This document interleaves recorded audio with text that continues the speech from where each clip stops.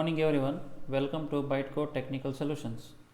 So in this video we are going to discuss about data structure subject. The contents of the video are as follows. First we will understand about the introduction to the data structures.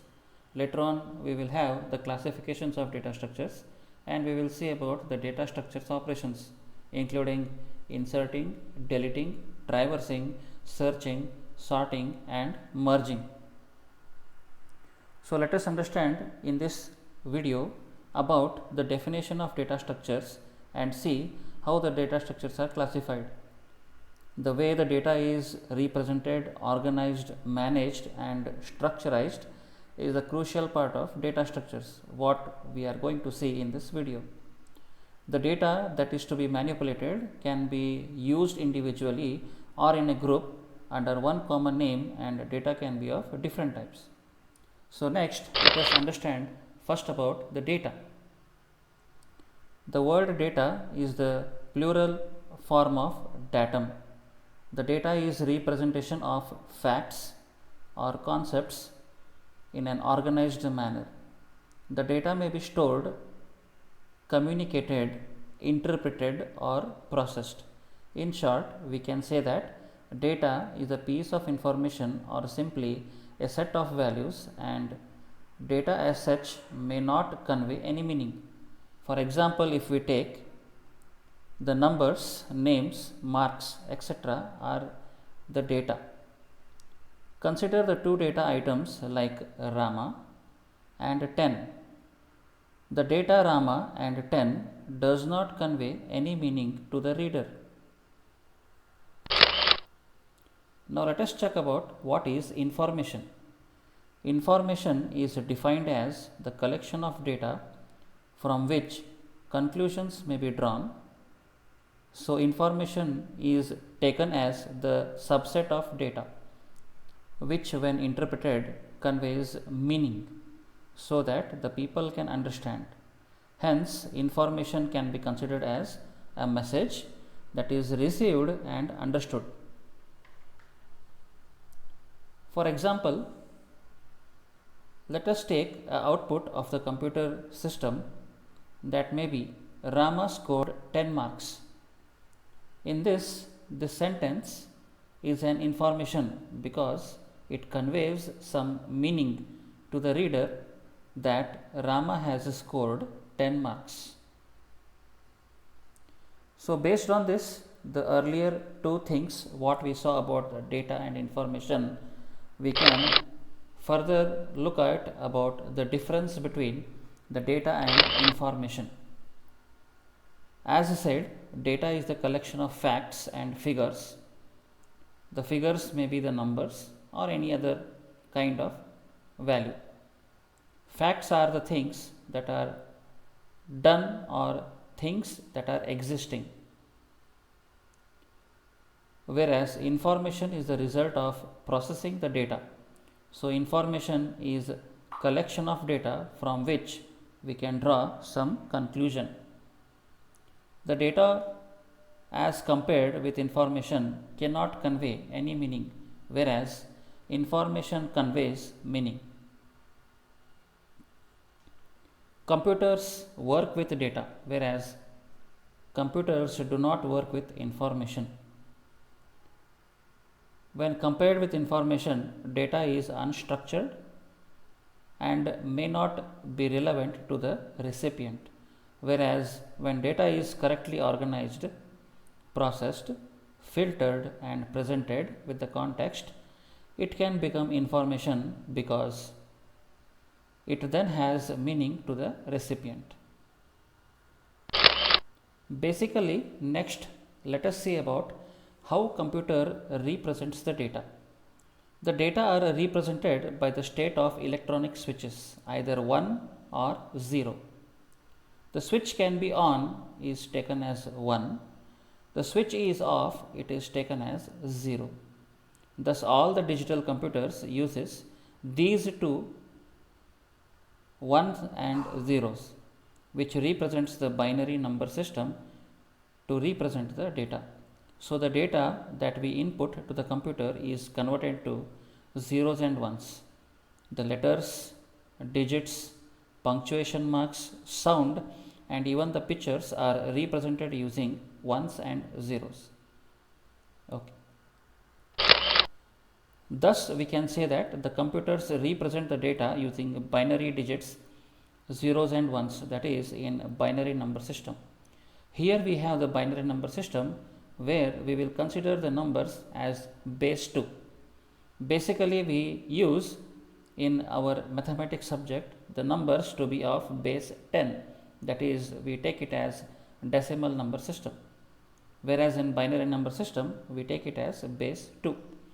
Here on the screen you can see how it is organized. For example, if I want to convert a binary number into a decimal form, we can use the same structure. Now I want to convert 1011001 into the decimal form. So place it as accordingly in the following way and try to check out. The highest most bit 1 is at the place 2 raised to 6, that gives the values 2 multiplied 6 times, 2 into 2 into 2 into 2 into 2 into 2, that produces the value 64. So in the binary place it is 1, so multiply 64 into 1, that produces 64. So in the same way we have to evaluate the rest of the bits. After adding all those bits we will get the decimal value, that is 89. So this is the way how we can convert the binary into decimal.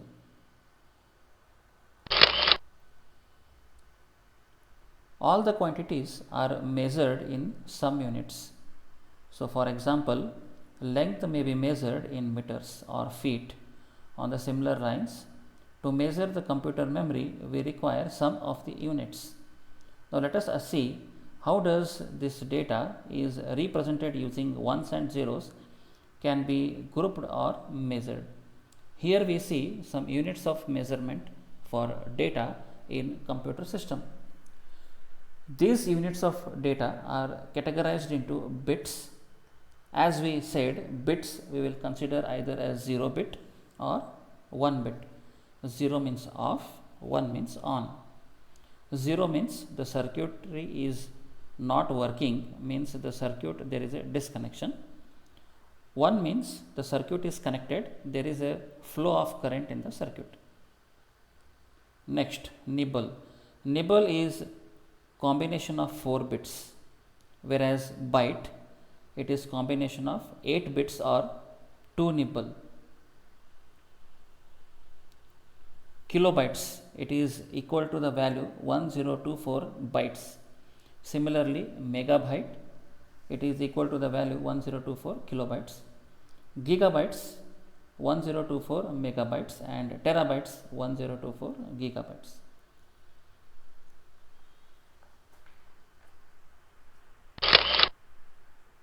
So based on the knowledge what we have taken since from the previous slides, we can be able now to define what is data structure.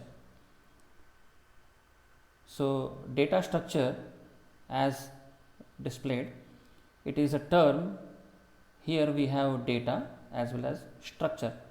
Data means value and the term structure means the way the values are structurized or organized or stored in the memory.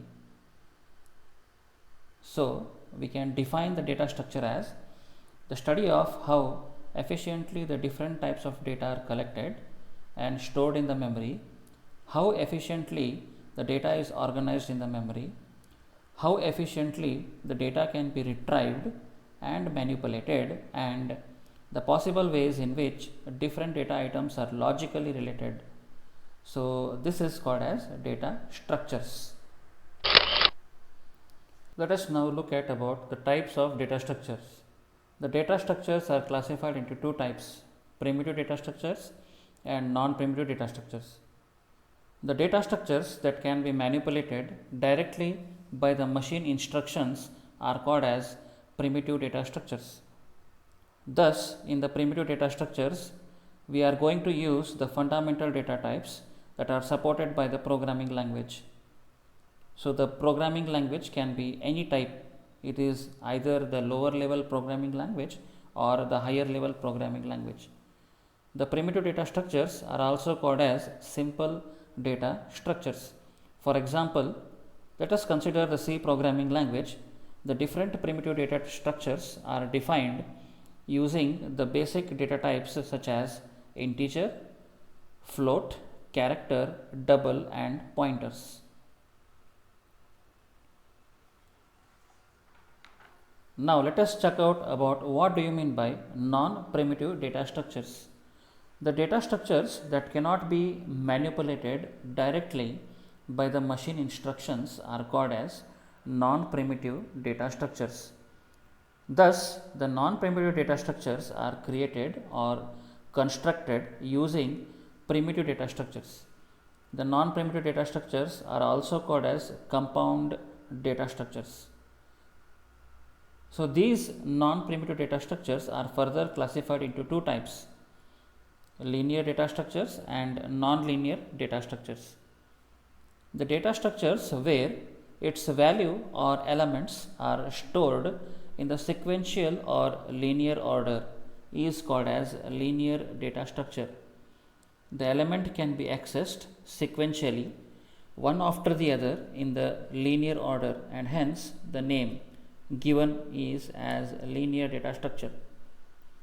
The linear relationship between the elements is maintained 1 by means of sequential memory locations, as we take the example of arrays.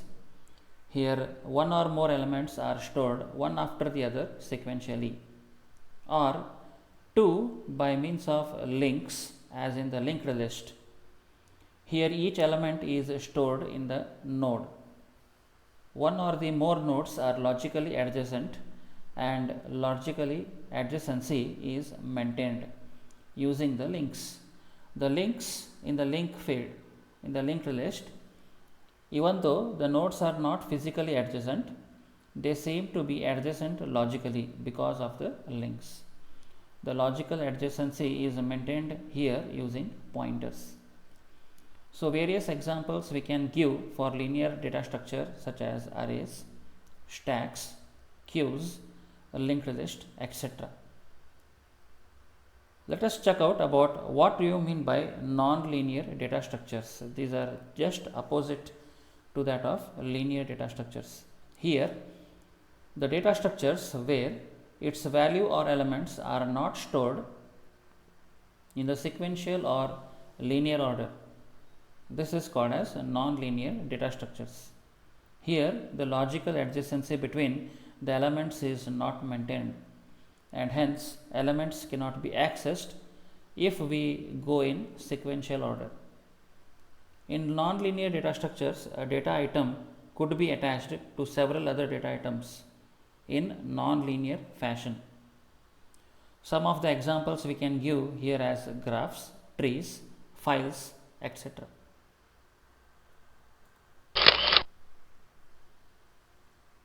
Now let us check out about the various operations that we can perform on data structures. The operations performed on data structures can be of either the listed: inserting. The process of adding a data into the data structure is called inserting. Here we can use any data structure. It might be either a stack, it might be either a queue, it might be either a linked list, or any data structure. Inserting operation is the same. For example, if I want to add a student record consisting of name, marks, and address can be added whenever a student joins a new course. It is called inserting a student record in the list, for as an example. Next, deleting. The process of removing the data item from the list is called as deleting. For example, a student record is removed from the list whenever the student leaves the course in the middle. Searching. The process of information whether a particular item is present in the list or not, or is not present in the list is called searching. Here we can also find a set of elements based on some criteria. For example, display the student names who have passed all the subjects or who have scored more than 90%. Next, sorting. The process of arranging the various data items either in any order, it might be ascending order or descending order. It is called as sorting. For example, a student record consisting of names, marks, phone number, etc. We can arrange the student records based on alphabetical order of the names or based on ascending order or descending order in the way the students have scored marks. Next, merging. Given two different stored lists consisting of the student data, we can combine these two lists into a single sorted list. This process is called as merging. The combining process is called as merging. For example, the two stored arrays can be combined into a single sorted array. The two sorted arrays can be combined into a single sorted array. This process is called as simple merge operation. Next, traversing. This is the last process what we are going to have in the data structure. The process of accessing the data item exactly once so that it can be processed and manipulated. This is called as traversal. For example, printing all the array elements. How we can print the array elements? By accessing the data one after the other, or to display all the student names in a class, or to display each item present in a linked list. Here, to print or either to get the names of the students in the list, we need to access all the contents in the list. So, we are going to traverse all the elements in the list. So, each of these operations can be performed one after the other. For example, given an item, we may have to traverse the list, and during this process we can search for the item in the list. If the item is present in the list, we may delete that item and insert another item in that place. Then we may have to sort the resulting list and display the sorted list. So, in this particular video, we have understood about what is meant by data structure, what is the definition of data structure, what are the basic terminologies that we will come before defining the data structure. We defined the data structure and then we saw about the different types of data structure. We saw about primitive and non-primitive types. We saw about linear and non-linear types. So, let us conclude this video with this information. The further video, we are going to look after all the different linear and non-linear data structures one by one. Thank you for watching the video. Take care. Bye.